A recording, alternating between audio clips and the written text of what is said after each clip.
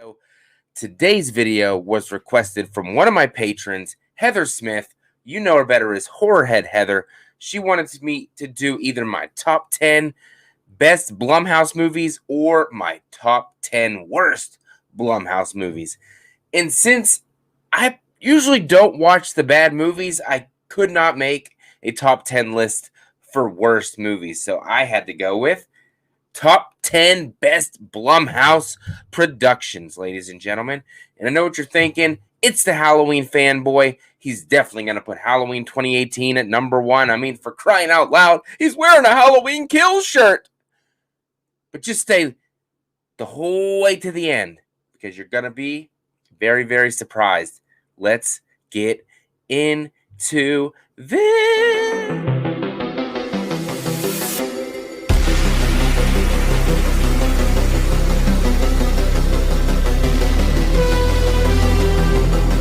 Yeah, that's going to need some work because my old one used to take up the whole screen. That one just took up a little tiny portion of it, so we're going to have to work on that one. Forgive me on that. I'm not a professional here. I'm just trying my best, man. But like I said, this is a Patreon request. If you guys are interested in getting any requests that you have from me, reviews, rankings, top 10s, whatever, trailer reactions, whatever it may be, the best way to do that is to join my Patreon, which will be in the description box below. Go ahead, click that link. It'll take you there. There's a couple different tiers you can choose from. Go give it a look. I mean, even if you don't join, at least you took a little look. Gave it a little bit of your time. A lot of different tiers. I have 7 patrons right now, trying to get to 10. Once I get to 10, I will raffle off a new Faccis Cinema logo t-shirt to the lucky winner, whoever I pull out of a magical hat. But yeah, definitely do that if you're interested. I have Buy Me a Coffee as well, if you're looking to support this channel and everything that I'm doing.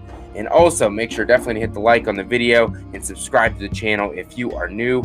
All support is greatly appreciated. But today, doing my top 10 best BlumHouse movies, and with a few honorable mentions as well. So let's dive into this and give Heather Smith what she's been craving for.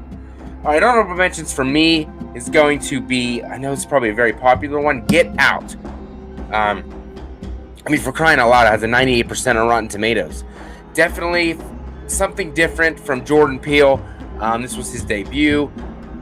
I surprisingly really enjoyed it. It was kind of, gave a subtle racism vibes without throwing the racism in your face.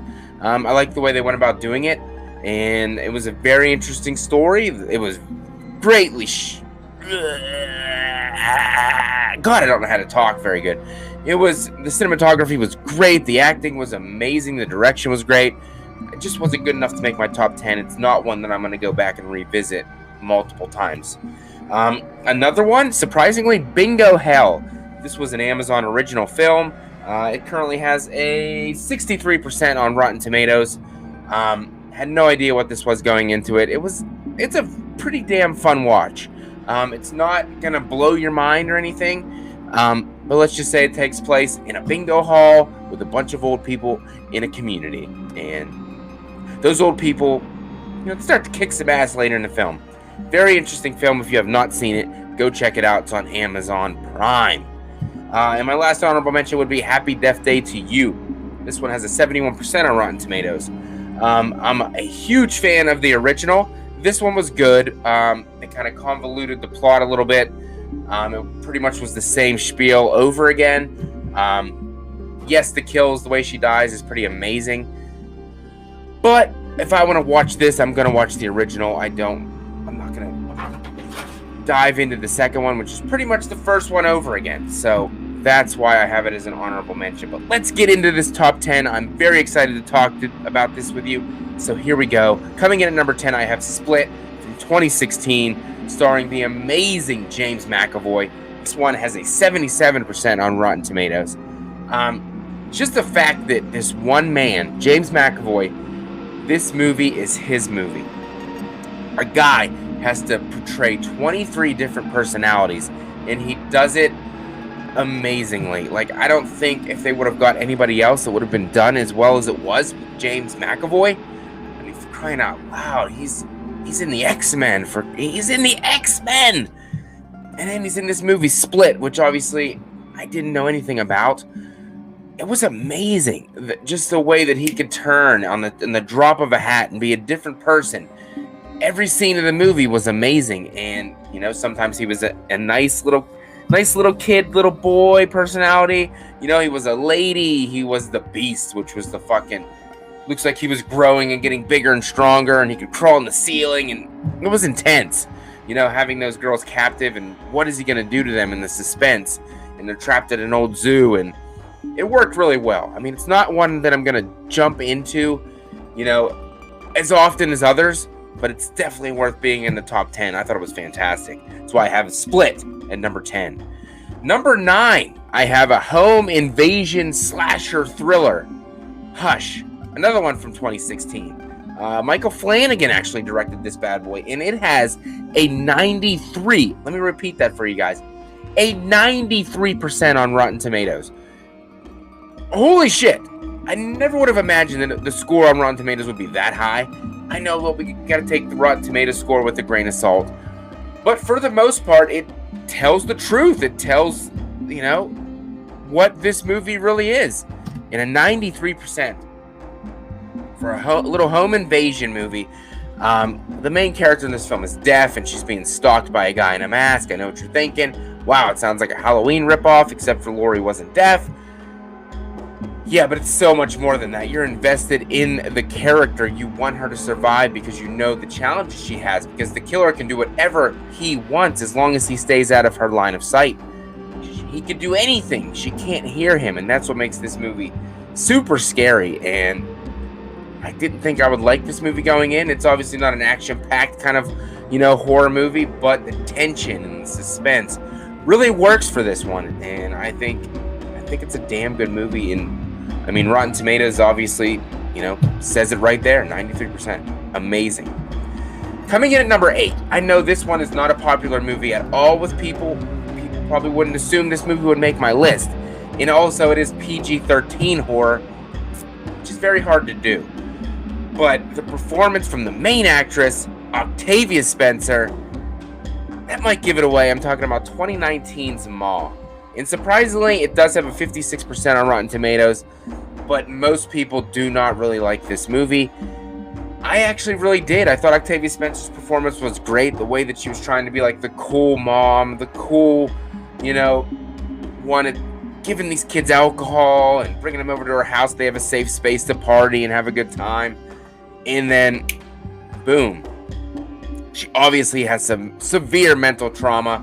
She attaches onto one of the girl's boyfriends, and she wants to be his girlfriend, and it just spirals out of control until a fiery climax that, you know, she kind of got what she had coming. She definitely, like I said, had a lot of mental problems up in that head of hers, but Octavia Spencer freaking delivered. This movie was hers. She owned this movie. I thought her portrayal of Ma was fantastic.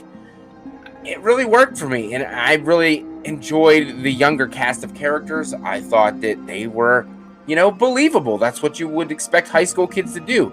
Looking for a safe space to party, you know. They were partying out on the rocks. They got caught by the cops. Obviously, Ma set them up to bring them back to her house because that's where she wanted them to do what she wanted to do.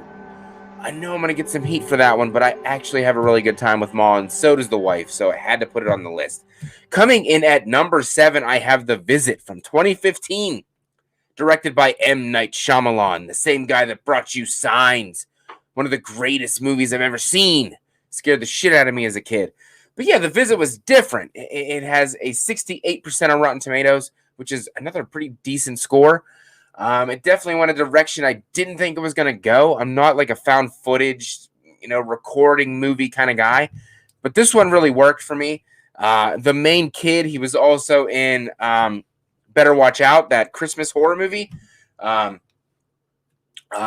This one worked. He also was a rapping little kid, always busting raps, so that might have sucked me in too because I used to be a huge rap guy.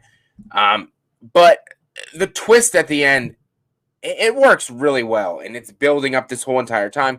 You have no idea what the hell's going on, and then when they reveal the twist at the end, your freaking mind's blown.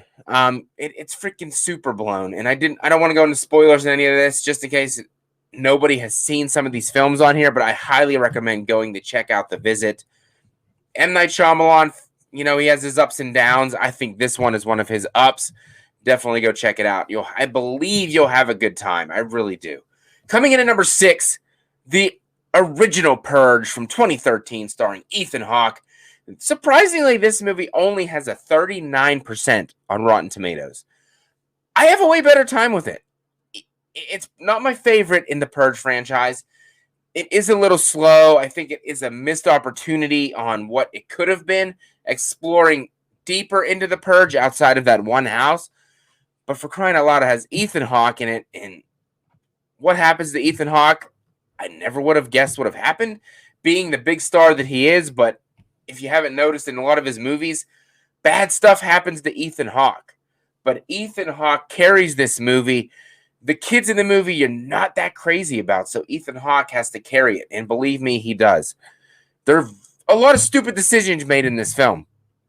A lot of them. And you're screaming at the TV, what the hell are you doing?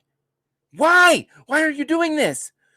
But the concept of the Purge is amazing. And in this being the first movie, it's something new that we've never seen. The franchise expands upon that in the further sequels that we get. Surprisingly, we have 5 films in this franchise and in a TV show with, I believe, 2 seasons. If you haven't checked out the TV show, go check it out, because I think the TV show is actually better than the movies. But go check it out. The original Purge, 2013, Ethan Hawke. Is it the best in the Purge franchise? No, but when I saw this in theaters, my mind was blown. I had such a great time. I enjoyed every minute of it. As I've watched it on subsequent watches, it's dropped for me, but I still highly recommend The Purge. And of all the BlumHouse movies, I think number 6 is a pretty good spot for it. So go check it out if you have not seen it. Number 5, this is one I just recently watched. This is a 2021 film. Me and my wife watched it. It's called The Deep House. It's a French film. It has a 72% on Rotten Tomatoes. I'm not a slow burn. I'm not a haunted house kind of guy. But this movie was legitimately creepy and scary. First off, they are underwater very, very deep. Like, I'm talking deep. An underground house is way down there that must have got flooded, which adds to the scariness and the suspense, because you have to worry about drowning while you're down there and not being able to make it back up to the surface. Okay, there's check 1. Check 2, it's a haunted house. And the scares that they do and the creep factor that's in that haunted house underwater really, really works for me. Like I said, I'm not a haunted house kind of guy. This one scared me.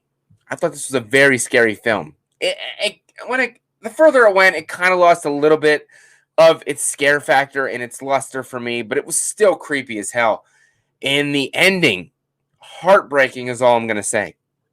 Heartbreaking. I didn't see it coming. It kind of went the opposite way of how I thought it was going to go. So with that being said, I highly recommend going to check out The Deep House. I believe it's on Hulu as where I watched it. I think it might be on Amazon Prime.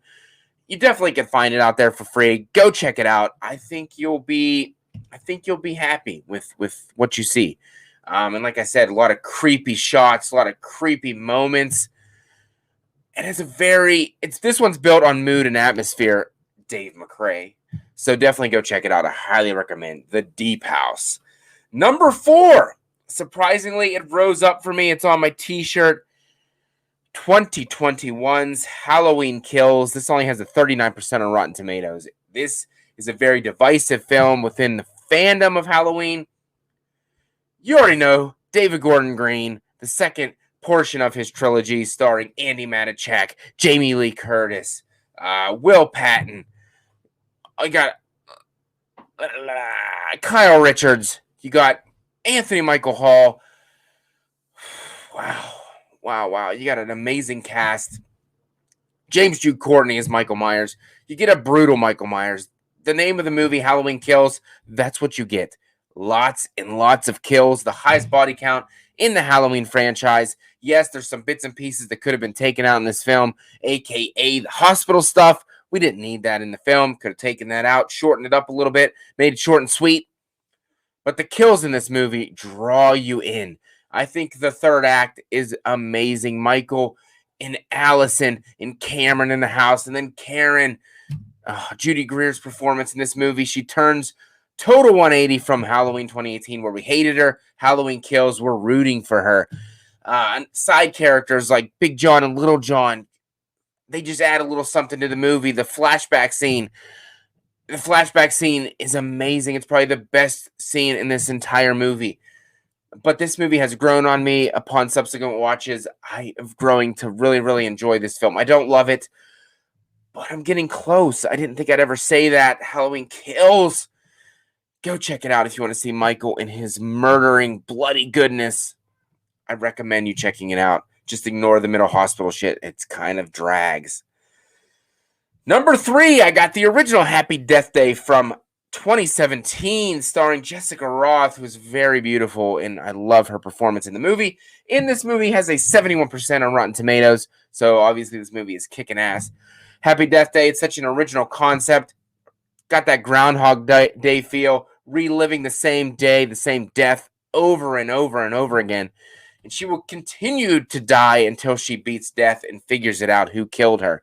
And, you know, the way that she, after a while, she just gets into it and just doesn't care. She's living literally a day at a time, because that's what it is.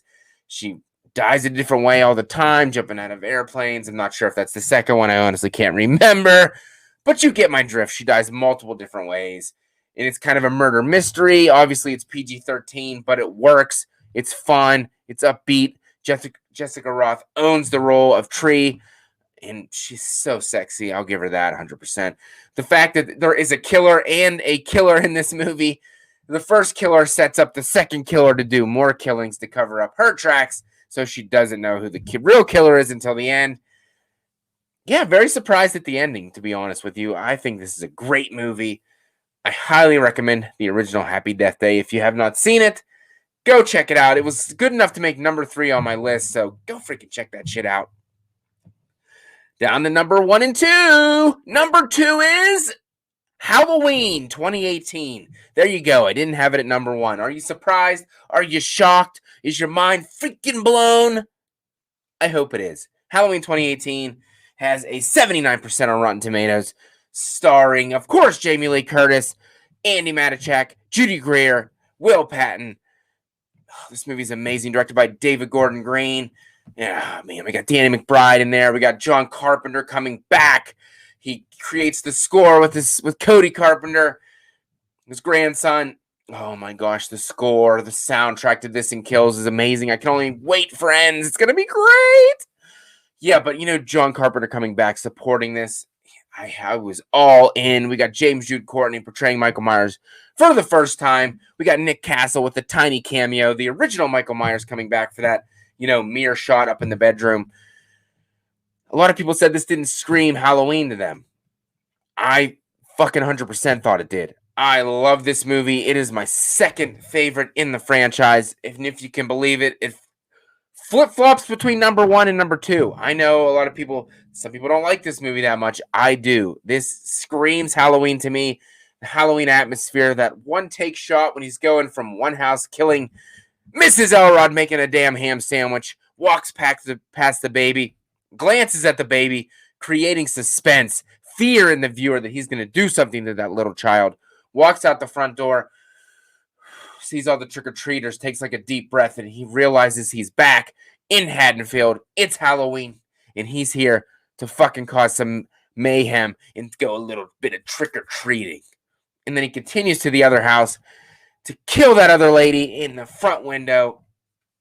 This movie is amazing. It never gets old for me. I don't understand why people don't really like this movie. I cannot get enough of Halloween 2018. It brought Michael back in such a big way, and it didn't bring him back in a Michael that we didn't know. It brought him back in a Michael that we grew up to love from the original 78 classic. You think it's the same Myers, and it is badass. And if you have not seen it, what the fuck are you doing? Go check out Halloween 2018. You're missing out on something amazing, something brilliant, something almost as good as the original masterpiece, in my personal opinion. But that's what I got at number 2. And number 1, the only movie ever to scare the shit out of me, to cause me to run into my house, turn on all the lights, take off my clothes real quick, shut the lights off, and jump in the bed and cover my head. I'm talking about 2012's Sinister, starring Ethan Hawke. Surprisingly, this only has, 63% on Rotten Tomatoes is pretty good. I would think it would have more because this movie is scary. You really think this is a snuff film. You think these videotapes are real. That's the way this movie portrays these tapes. The Bagul, creepy as shit. Just so subtly in the background, you see his face. That's all you can look at. The second movie ruined it because it put him in your face the entire time and it kind of lost that scare factor. But the original has that scare factor. It is scary as hell. The way that he gets these kids to do his killing and then he takes them with him. They feed into his power. And as he gets more children, he grows more stronger, more powerful. The snuff films, the car burning, the lawnmower, the tree hanging from the beginning of the film. You're scared from the beginning scene, watching those people hanging from the tree. And then the limb just cuts and then it falls and they all hang themselves. And later on, you see the Bagul pop out and take the child and they walk into the ether. This one really is built on mood and atmosphere. The tension, the suspense, the scares that are in this film. It does not let you down. This isn't a movie I watch a lot. This is definitely not one I watch a lot because I don't want it to ruin the scariness of this film. And it is a movie I highly recommend watching in a dark room with no lights on. I think you'll be pretty fucking scared. At least creeped out. You'll be questioning things you see and whatnot because the Bagul is a badass dude. Badass killer. I wish they wouldn't have screwed him over in the second movie, but if you watch the original movie, I highly anticipate you're going to be scared. And like I said, this is the only movie that has truly ever frightened me and scared me. I remember leaving the theater. I was terrified. I just wanted to go home, get past it, because I watched it at nighttime, so it was dark out. Everything was dark. And I went to see it with my brother-in-law, and he was scared as well. Like, terrified. I dropped him off. He ran in the house as fast as he could. I got home. I ran in the house as fast as I could because it scared the shit out of me. And I hope it scares the shit out of you. Damn, that was a fun top 10 list. I made it through. Give you a couple honorable mentions. I hope you're happy with the choices I selected. But let me know your thoughts. Leave your top 10 BlumHouse movies down in the description. Yeah, in the comment section below. I'm excited. Even if you don't want to leave your top 10, at least maybe leave your top 3 or leave your favorite BlumHouse movies down below. I'm looking forward to hearing it. Heather, I thank you for setting me on this quest of diving into BlumHouse movies. I got to relive some of my favorite horror movies growing up and talking about them and ones that I've just found recently for you guys. Hopefully you liked what I said. If not, hit the like button. If you didn't, tough shit. These are my choices for top 10. So don't take offense if I didn't select your movie and put it in my top 10. Hit the like button on the video. Check out my Patreon page down below in the description box. Really appreciate it. And I will see you guys in the next one. And yeah, you guys, so thank you for checking out the video and you have a scary day.